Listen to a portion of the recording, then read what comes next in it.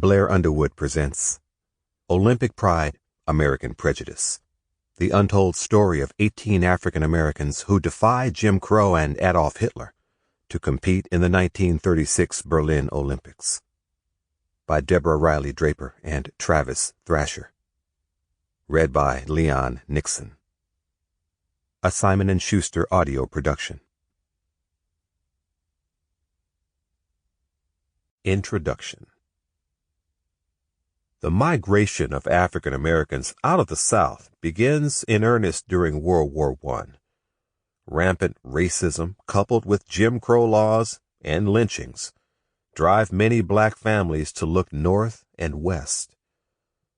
Between 1880 and 1950, an African American was lynched more than once a week, and many of these atrocities remain unrecorded or undiscovered. The call of the opportunity to earn a living wage and the promise of a better, safer livelihood in cities in need of laborers to work in manufacturing and industrial production is answered by Southern African Americans. 90% of African Americans live in the American South in 1910.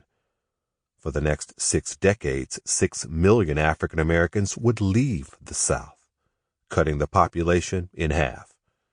And ironically, by the time America elects its first African American president, African Americans are returning to the South and once again reshaping American demographics, economics, and political base. John Brooks' life benefits from the opportunities found north.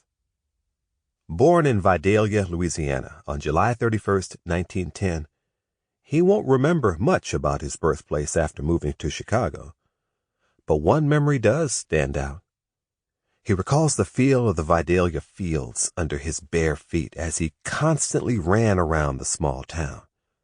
His feet are tough and his legs are strengthened. Track becomes a natural passion for John. Later, he not only becomes an elite athlete, but a coach too, when he meets a local girl by the name of Tidye Pickett.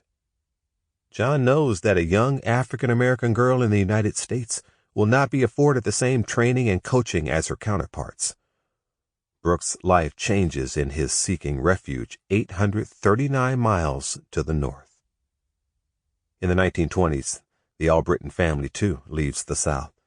David Albritton is just 7 years old when his family moves from Danville, Alabama to Cleveland, Ohio.